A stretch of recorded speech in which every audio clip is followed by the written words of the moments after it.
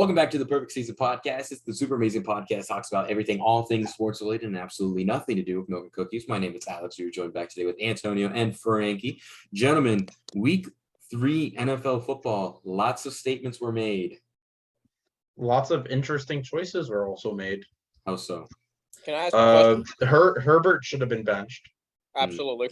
Agreed. Herbert, the Chargers are overrated. Very. Mm. And their season might be over. Agreed.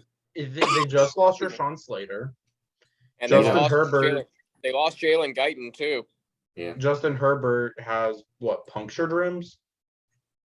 Bruised or punctured ribs. Either way, it ain't good.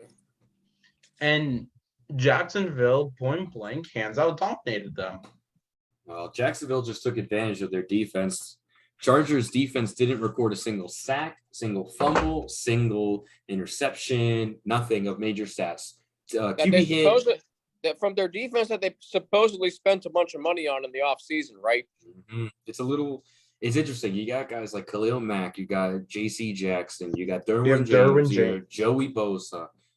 You have all the – remember, you buy in too much, you get all these high-end talented players, and then you're overrated.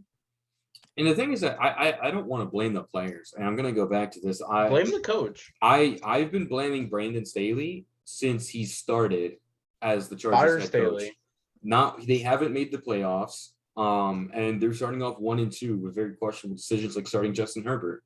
Well, and you're being reckless. Like, remember last year, Anthony, you remember this, and Alex, you do too. They go for it on 4th and 1 from their own 18-yard line. Yep. Which game was that? That was the Chargers-Raiders Sunday night game, Week 18. That was a great game. And they could have. And you know what? What was the whole controversy at the end in overtime? They could have just kneeled the ball, and both teams would have went to the playoffs. Yeah, but remember, there was like 30 seconds left, and the Chargers called a timeout. So that gave the Raiders one more free play, and then they got down into field goal range, let the clock get to like 2 seconds. They kicked the field goal and won the game. And the Raiders were just going to kneel the ball and just call the game. They're going to make it a tie. Yeah, they were going to make it a tie and let both teams go to the playoffs. But don't call that timeout. You never know what would happen. It's just a bunch of questionable stuff from the Chargers. That whole division, I think first team to get 8-9 wins takes it. I don't know about that. I mean, think about it like this. Chiefs lost. Everybody in the AFC West. Everybody in the West lost this week. The AFC West is the most overrated team in football, or not team, overrated division in football right now. Because look at the AFC South for crying out loud. Not even the South. Do you know what division has the highest win position? Division has the highest win percentage right now? The NFC East. The NFC East has a .667 win percentage right now. Ooh. That's insane. The Eagles are taking out division. Eagles are taking out division. The Eagles are 3-0. You got the Cowboys. Not so fast. I don't know about that. Listen.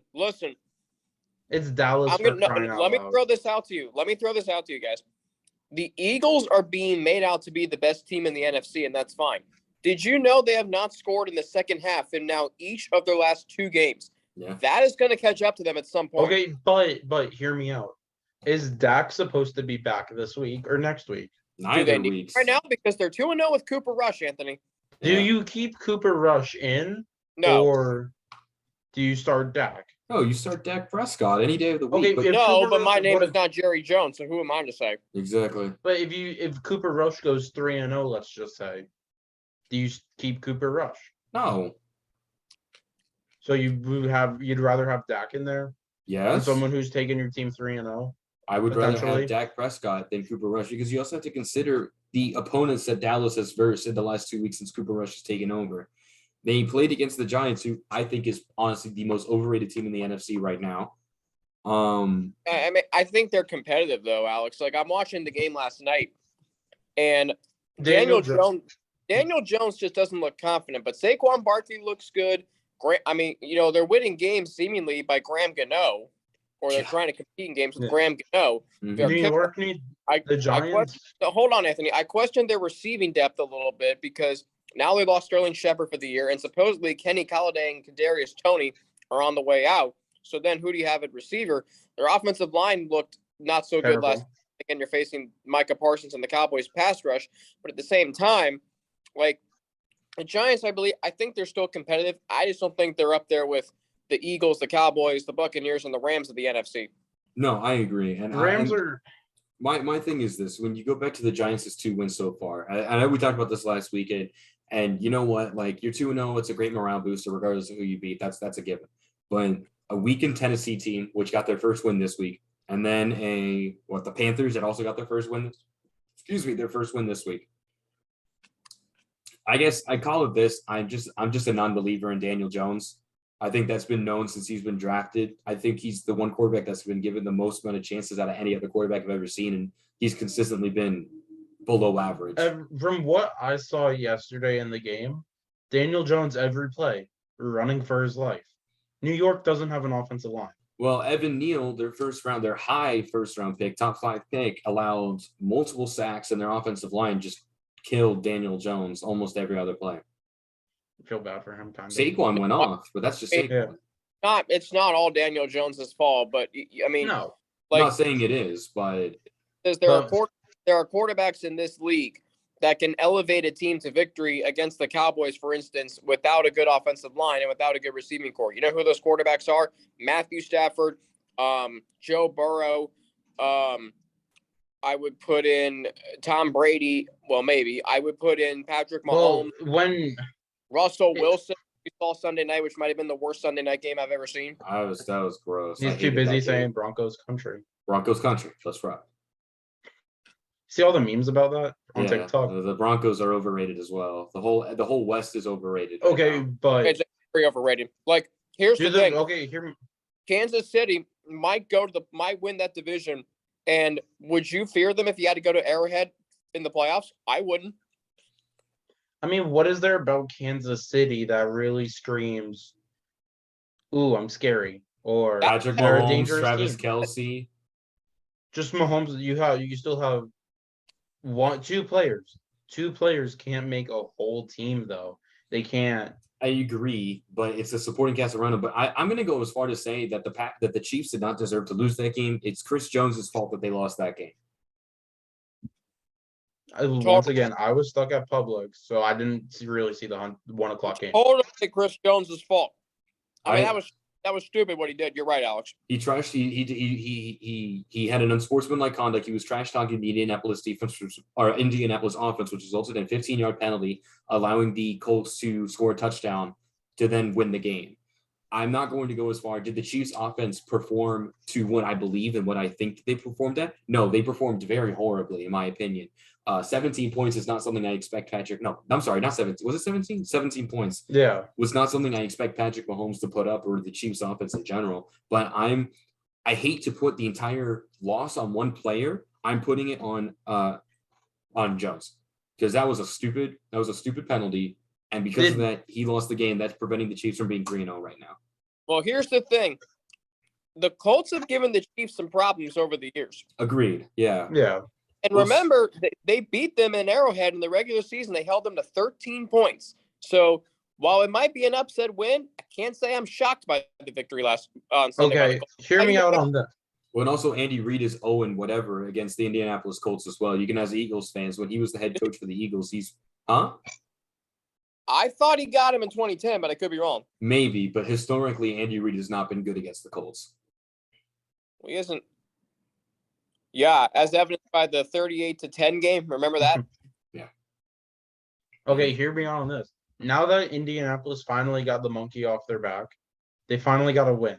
Do you see them putting together a win streak, or do they keep losing games? If they beat the Titans, yes. It depends because right now, and I'm going to agree with Frankie, it's a divisional matchup. You have Tennessee against Indianapolis. Whoever wins is going to have the forward momentum to play for the division. However, I think it's still Jacksonville's division as of right now. Jacksonville's taking that division right now. I would say it seems likely. However, Trevor Lawrence is him. He is. Agreed. Well, the past 2 games that he has played were outstanding. Yeah. Well, and it all happens because of the supporting cast. I will be the first person to say I was very much wrong about Christian Kirk. I thought that was a very overrated, horrible signing. 4 years, $72 million. I'm eating those words right now, I would say. Christian Kirk has been wide receiver number 1 for Trevor Lawrence. Trevor Lawrence has been using his wide receivers depending on an offensive line. The defense has not been horrible. It's crazy to think right now if Travis Etienne would have caught that ball in Washington, the Jaguars would be 3-0 right now. Yeah. Which is crazy. But you live and you learn. That's it. Too, Alex. The linebacking tandem of Devin Lloyd and Trayvon Walker, very, very good. It's better than I anticipated it to be because I was around the draft time. I said to myself, Aiden Hutchinson is first overall. Jacksonville needs to grab Hutchinson. I still am going to sit here and say that Hutchinson deserved to go first overall, but I will say Trayvon Walker has pleasantly surprised me. Yeah. Speaking of you have lettuce on your shirt. What? You have lettuce on your shirt. Well, anyway, continue your statement. Speaking of Detroit, another game they should have won that they didn't. Well, that's not the point. Do you agree with the decision to kick the field goal on 4th and 4 from 54 yards? I didn't see that game. I was at work. I would say it depends on the amount of time and timeouts they had left. However, depending on how much time was left around that. About a minute 15. Then no, I would disagree with that heavily. That's when you got to take the shot. Just Hail Mary. I wouldn't say Hail Mary. Just go for a 5-yard pass. That's all you need. But no. Well, you're up 3. You're up 3. So you're up 3, so it would be a touchdown game. I mean, your options in that situation. You kick the field goal to try and go up 6. You go for it to ice the game, or you take a delay a game and then punt it, and then Minnesota's got to go further down the field. I would say any of those options except for kicking a 54-yard field goal with Austin Seibert. I don't know much about him to depend on him. I'll tell you about him because he used to play for the Bengals and he wasn't very good. Okay, well, there you go. So I wouldn't depend on that guy to kick anything outside of maybe 45 yards. Long story short, there was once a training camp battle between Austin Seibert and Evan McPherson. You can guess who won that battle. Yeah, safe to assume McPherson won that battle. You'll find out on Thursday in case you forgot. Yeah, because that's all the Bengals are going to be able to do is kick field goals, right? It's going to be when there's 3 seconds left. Okay, Alex, hear me out on this, though. Alex, you're going to somewhat agree or disagree. Mm. Was it right for Tua to go back in the game? Absolutely. He cleared concussion protocol. But how do you know he cleared concussion protocol? Tell me he doesn't have a concussion. I saw the video. Just fine with me. I saw the video of him getting hit. And then stumbling to the ground. Yeah, I know. I saw that too. I was there. I watched that game. I made some very unique expletive words against Matt Milano that day. Trust me. Yeah, I know. You have you seen Josh memes? Allen, but that's more. Have you seen the memes against both of them? Yeah, it's fine. I've seen them. Yeah. The Dolphins Bills game was interesting to say the least. And then Alex, you'll be disappointed in me. I ended up playing Madden that night, and I was the Dolphins in Dolphins Bills. I was down 34-21, came back, and then lost 34-33. What difficulty were you playing on? All Pro. Okay, I'll give you that one. No, but I missed 2 field goals. Look, let's give Miami credit. They won the game. They made more plays when they had to. But, look at the box score of that game. Total plays, Buffalo 90, Miami 39. Mm-hmm. Total yards, Buffalo 497, Miami 212. Yep.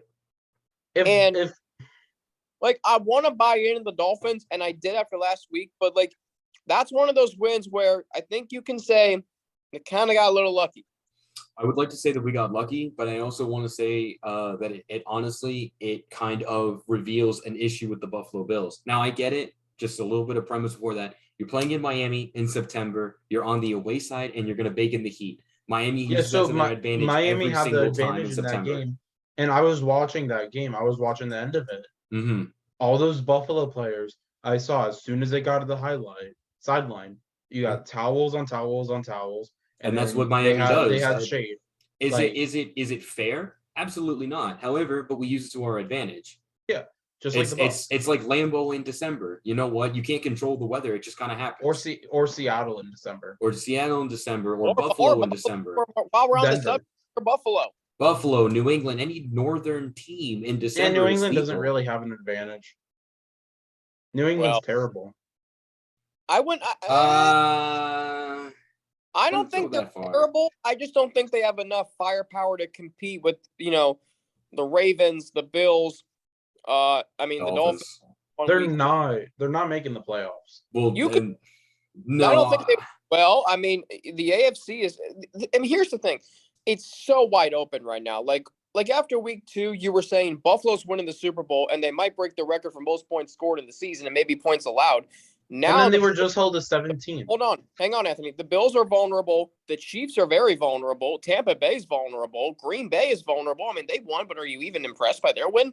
If we're speaking about that game, if we're going to speak about the Bucks-Packers game, I'll just get the monkey off the bat. Terrible game. Aaron Rodgers cheated because he looked at the Jumbotron, right? That's not what I was going to say. What you were going to say, your 45-year-old quarterback who's won 7 Super Bowls can't apparently know when to snap the ball on time. Or if what? We had our receivers. With 17 seconds left, okay, you're going to blame it on the loss of receivers? Well, Tom Brady won an AFC Championship game in 2017 without Rob Gronkowski and without Julian Edelman. And I believe Chris Hogan didn't play that game either. No, actually, I think he did. But anyway, you get my point. The receivers we had, Russell Gage, Rashad Perriman, Scotty Miller, Cole Beasley. Cole Beasley, he had 3 catches. Yeah, I wasn't expecting him to have a stellar game or whatnot, but Perriman should have been utilized more. So should have Scotty Miller. All right, here. If Russell Gage never caught, if he never fumbled that would be a totally different thing. I'm gonna say. But if Evans, Godwin, and Julio were in there, Tampa would have taken it. I'm gonna say it right now. But I'm they gonna weren't. say it. However, here's the thing: Tom Brady has done far more with far less. Exactly. So we'll get it. You know what? We'll get it back this week, even if we have to borrow Miami Stadium because Hurricane Ian. Spoiler alert! I don't think you will. I think it'll be fine. I think it'll be fine for a Sunday night kickoff anyway. I mean, the flooding and everything. That's an interesting Sunday night game. It's Kansas City at Tampa Bay. That's probably one of the best Sunday night games of the year. Well, hopefully it's better. Hopefully it's better than the 11-10 extravaganza we got to witness last. I don't think anything can beat San Francisco, Denver. Are we worried about San Francisco? Yes. Yeah. I'm going to tell you why. Trent Williams out 4 to 6 weeks. That's a much bigger loss than any of you might think. No, Trent Williams is the best left tackle in the entire league, arguably the best offensive lineman in the entire league, and he's out for 4 to 6 weeks. Also, Mac Jones being out for 4 to 6 weeks to a high ankle sprain. Who do you got a quarterback for New England? Brian Hoyer. No, Bailey Zapp. No, it's Brian Hoyer. Oh, it's Hoyer? Oh, God. It's Hoyer? Okay.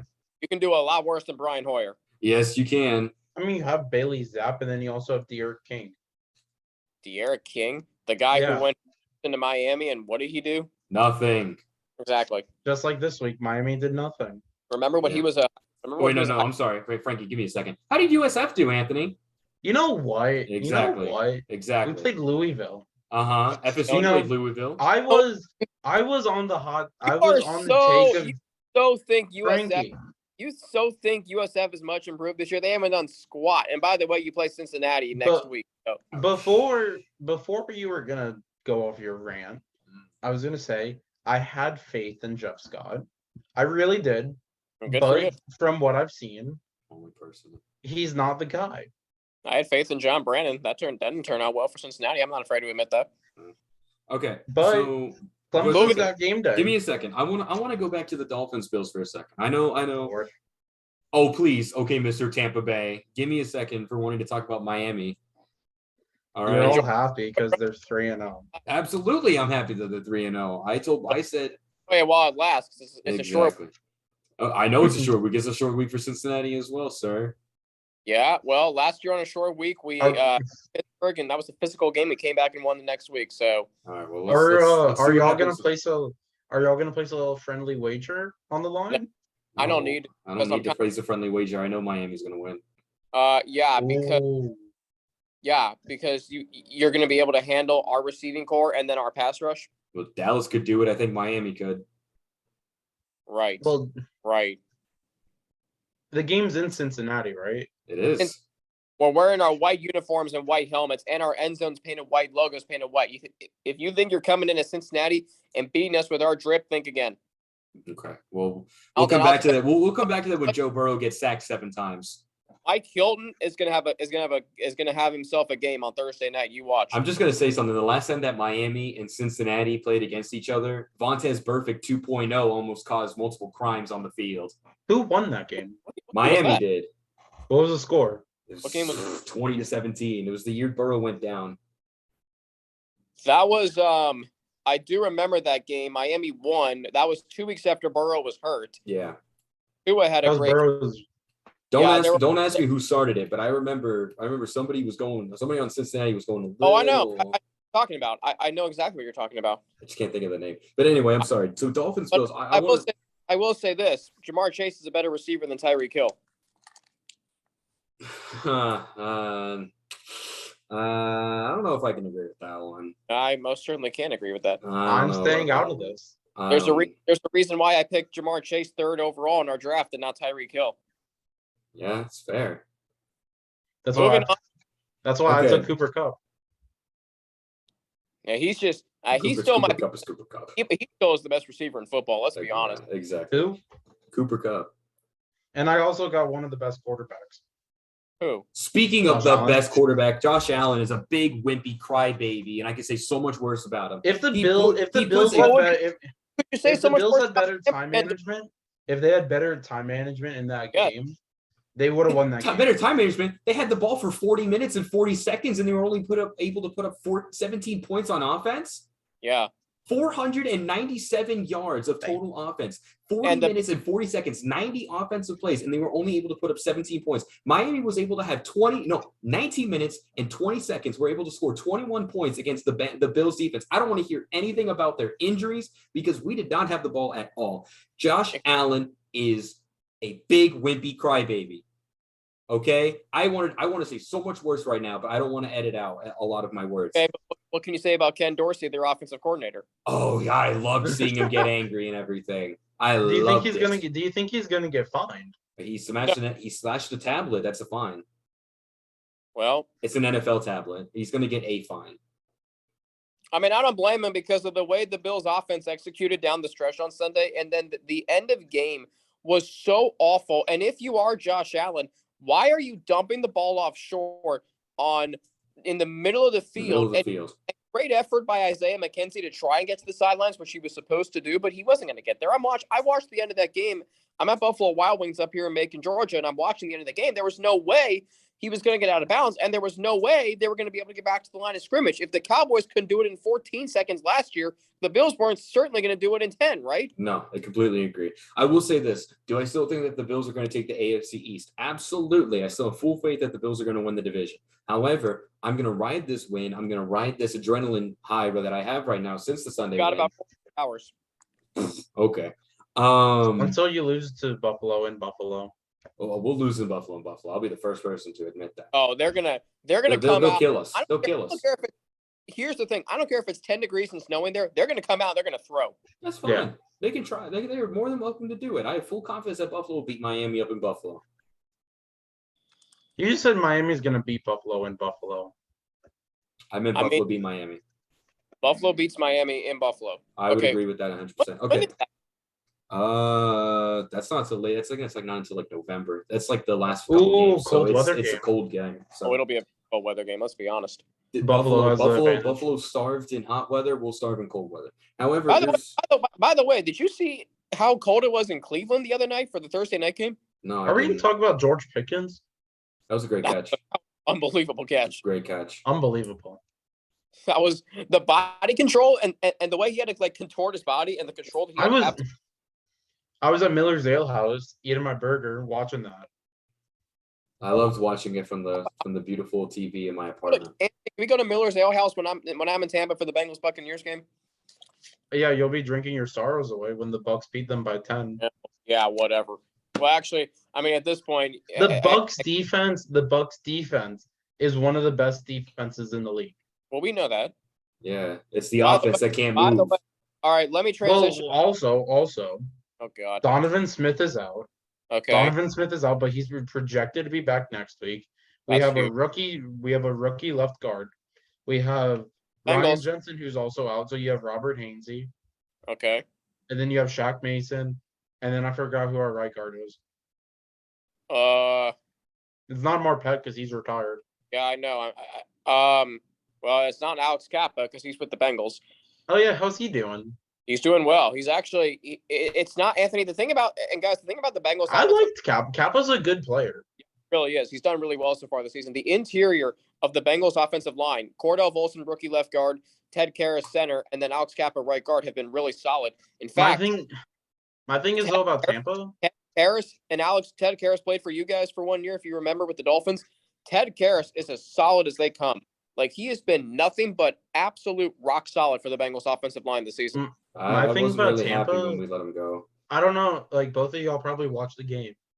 Leonard Fournette was in that game all the time. I didn't see Rashad White, Keyshawn Vaughn. Tampa needs another veteran running back, in my opinion. I completely disagree with that.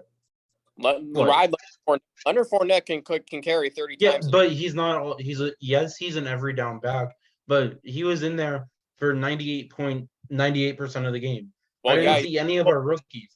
For missing 2 receivers, your best player should be in there. And by the way, I hated that double reverse flea flicker. Calling Rob Gronkowski again. Yeah, you guys need to tie down. We need we need to utilize Cam Brate more.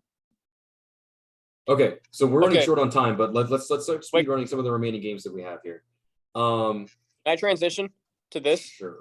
Tampa Bay has 3 offensive touchdowns this season. Lamar Jackson averages 4 per game. Ouch. We'll get it together. Don't worry. I'm saying Lamar Jackson is the MVP of the league right now. He's doing better than his own MVP season right now. He's on track to break his MVP season that he had already. However, speaking of teams that need to get on. Last thing. Before it's off topic, I know. Aaron Judge is not breaking that record. Okay, well, moving on. All right. So speaking of teams that need to get back on track, there's only one team in the entire league that is 0-3 right now: the Las Vegas Raiders. I hate Josh McDaniels. Is not the head. He's not. Fire McDaniels. How is it that you have the same roster that made the playoffs last year, and then you upgraded with Devontae Adams, and then you also added, don't tell me, Chandler Jones, and you're 0-3, and your season is practically over at this point. Now, your saving grace is you play in now what might be one of the worst divisions in football, so there's still a chance, but it's not looking pretty. One win, they get it together. I expect a better. But Anthony, the issue with the Raiders is they've always had early season success. If they are 0-3 to start the season, your early season success is gone. And then you get into the midseason swoon, which we can look at the Raiders' upcoming schedule, which, by the way, their next 2 games, home against Denver this week, winnable game, and then at Kansas City, Monday Night Football. Remember last year they went to Kansas City? They lost 48-9, in case you forgot. Mm-hmm. But hear me. I do think Vegas gets it together this week. Oh, this week, yes. Yes, absolutely. Next week against Kansas City, I have to see what Kansas City does this week. Well, I mean, their schedule does kind of lighten up a little bit because it goes Denver, Kansas City. That's not easy. Then they host the Texans. Good Lord, if they can't beat the Texans, they might as well just they might as well just play football. They might as well pull in Arizona State and fire Josh McDaniels on the field. Then they go to New Orleans, Jacksonville, host the Colts, and then they're at Denver, at Seattle. So, and then home against. I'll be at the Jacksonville game. There's still a chance for them to salvage their season, but it's getting late early. The problem is, and I'm going to be the first person to say this. I know it's very bad to eliminate teams from the playoff contention early. I'm already counting the Raiders out immediately. There's a lot of teams. There's a lot of Cowboys are 2-1. Anthony, there's multiple teams right now. And by the way, Ezekiel Elliott had a solid game Monday night. Pollard and Elliott did not do bad. If that running back tandem is running the way they did Monday night, and you get Dak Prescott back, and that defense plays the way they're playing, Dallas is going to be tough to beat. Dallas is a hard team to beat, even with Cooper Rush. So, okay, so a couple other games we haven't touched on. Houston, Chicago. What a god-awful game. Atlanta got their first win over Seattle. Roquan Smith had a phenomenal game. 16 tackles and 2. Yeah. Drake London's a great receiver. Drake London is a very good receiver for Atlanta. Definitely wide receiver number 1. Competitive team. I like the way they play. Carolina beat New Orleans. Thank God. Cares about that game. And last but not least, Cincinnati avoided the Mike White part 2 and were able to curb stomp the Jets. Mike White won a USF. Solid performance. Trey Hendrickson took over the game in the second half on defense. Bengals forced 4 turnovers. By the way, I'm going to say it right now. If the Bengals win the coin toss every other game the rest of the season, I'm taking the ball because you saw what they did on their first possession. They went straight down the field and scored. And do not tell me T. Higgins did not catch that touchdown in the first quarter. And by the way, LaMarcus Joyner should have been ejected from the game. That was a terribly egregious hit, and you cannot tell me otherwise. Beautifully said. And with that being said, we will call the end of this episode. Thank you so much for watching. We will be doing our prediction video very soon. Leave a like, comment, subscribe, what you think of what happened in week 3. And with all that being said, we will see you guys soon. Good day.